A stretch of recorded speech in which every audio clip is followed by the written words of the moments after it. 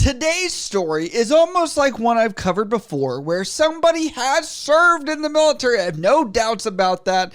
But what they've done, it just gives you a little twist. It's like they have, but there's just some finite details where you're like, that's not right. Now, this all started from a TikTok where it looks like we have a TikToker named Patrick Lawler with 735,000 followers. War plus paramedic plus breakdown equals comedian. They, them pronouns, Venmo at Patrick Lawler, my links, and yeah, that's his TikTok. And he's made this TikTok about patching up people. Fun fact, tampons are really good for bullet wounds. You know, like in a pinch, if you're American. Just one of the fun little lessons I took away from being a medic in the war. Now, you don't want to use the scented kind. That's a biggin.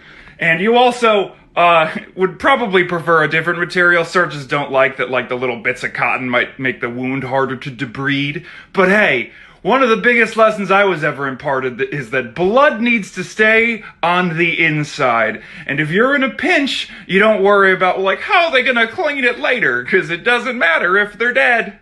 I mean, they come with their own fancy little bullet-sized applicator.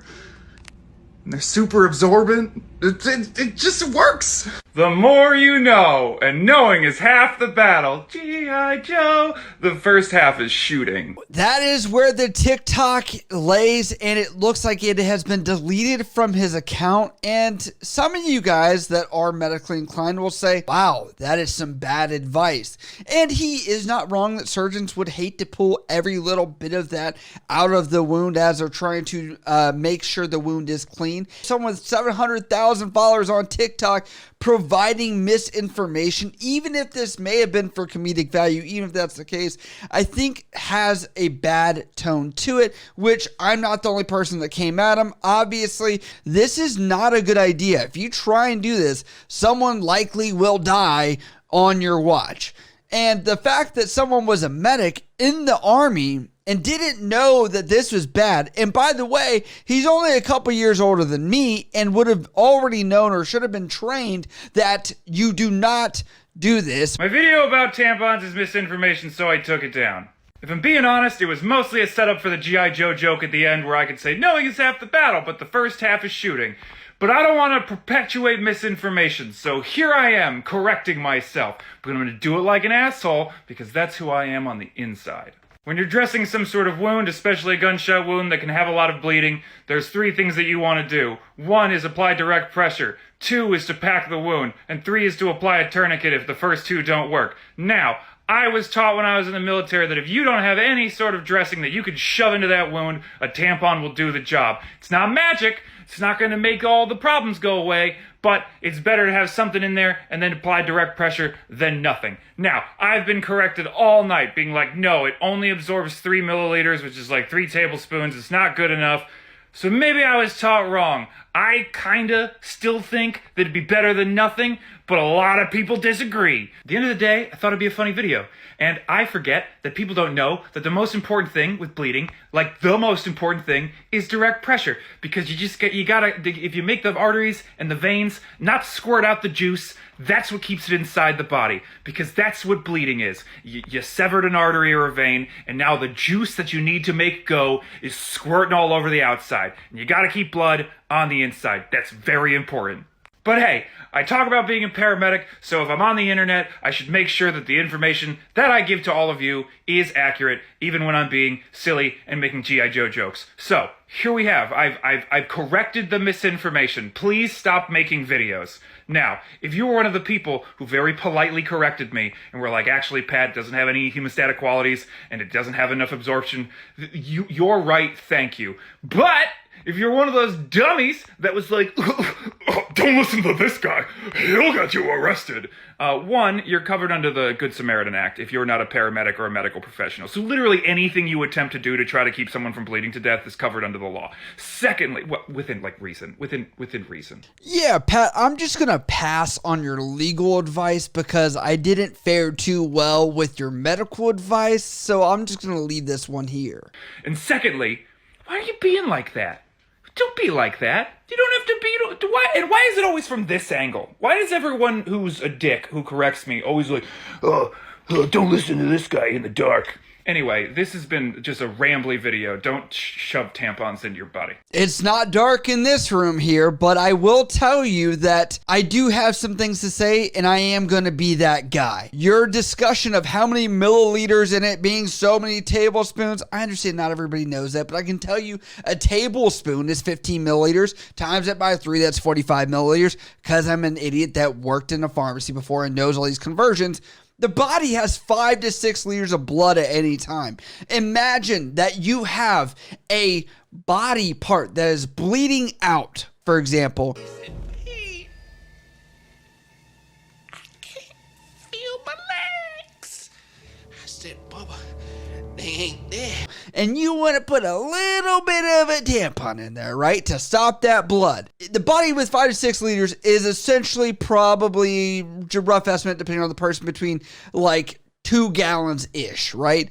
Putting that in perspective in your brain, just because you can use that and you understand that measurement, you're like, yeah, if I was pouring that onto one of these to stop it, it's not gonna stop. Also, direct pressure. I don't know the last time I was a person that was like, oh, let me stick my finger in there. Not moving anywhere. I'm not going anywhere. I'm going to stay here. This finger is never going to leave here. I'm going to fly with this patient. I'm going to do everything with this patient. I'm going to make sure this sucker doesn't bleed out. That's because no one actually does that. There's other stuff you should do to try and just control the hemorrhage because you have other assessments and things that you should be doing. The last part of this that I want to go into is he says he was a paramedic, and other stuff he says he was a medic. Then he also goes on to a stand-up show and says he's a retired Army paramedic. Before I did this, I had a real job, I had value. I am a retired Army paramedic. Don't clap too loud, I'll get scared. And I'm like, I've never heard of an Army paramedic, to be honest. Medical people in the military always compare the Navy versus the Army and all this. I mean, you got the 68 Whiskeys, you got 68 Charlies. I talk about being a paramedic, so if I'm on the internet, I should make sure that the information that I give to all of you is accurate, even when I'm being silly and making G.I. Joe jokes. One of the fun little lessons I took away from being a medic in the war. He then goes on to write on that correction video, and he says, I just love how a whole herd of quotations I've made being a volunteer EMT my whole personality, descended to critique my reaction video. Great job, champs. Not the exact same thing. And it's not easily transferable between one or the other. First off, I know he's not retired. That's one thing. 2, if he was a paramedic, he would have never made this video because that training would be top tier, beyond, you know, they are the lead civilian type medical provider that's out there that is going to be able to handle trauma stuff like this. That's how I'm like, ugh. Paramedic and medic are not the same thing. They're not. And what I'm looking at here is just looking at, like, is there something out there that is a paramedic? And mind you, this is Friday, March 6, 2020, Combat Medic course pilot program, meaning like when he was in piecing his timeline together in his age, saying he met the recruiter at 18 across various posts that he's made, and he's about a year to 2 years older than me. I'm like, dude, come on, man. You are not a paramedic. And I'm telling you.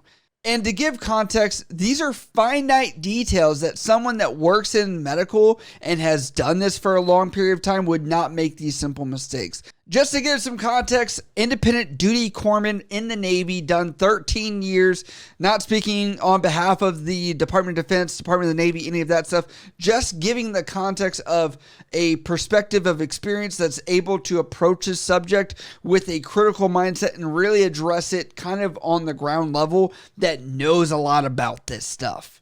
I'm not saying you haven't served, I'm just saying there's very finite twisting of the truth of what you're doing. But on top of that, I will give the little bit of lax credit here by saying he was the Connecticut National Guard. He pulled me into his office and he gave me this whole spiel about the Connecticut Army National Guard and how I could have all the benefits of being in the military without any of the downsides. He's like, you can stay in college, we'll get you your degree, you'll get all these stipends, it'll be great. And my big concern was, will I have to go to war? And he said, no. And then I did.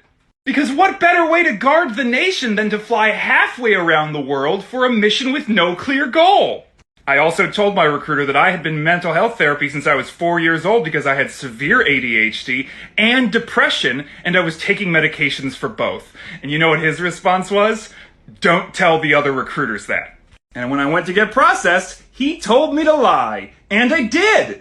Luckily, I'm colorblind, so they made me a medic, and I actually had a job that I think was able to do a little bit of good in this incredibly destructive thing. Yes, he did deploy. And if you didn't know, he says it in every single TikTok where you know about it. Let me know what you guys think about this, because I do think it's important, because misinformation across TikTok for young people, especially in trauma situations, may use this and be like, that will fix it, and really it won't. So I'm just like, how can I double down on this and be like, this is not really good information, but also like, this guy seems kind of sketchy in my opinion. But let me know what you guys think down in the comments below. If you guys like what we do on this channel, you can always support over at patreon.com for special perks and benefits. On top of that, you can also support over at the YouTube join button below this video for special perks and benefits here on YouTube. As always, you guys can hit me up on Instagram, Snapchat, Twitter, or down in the comments below. I love you guys. I'll see you next time.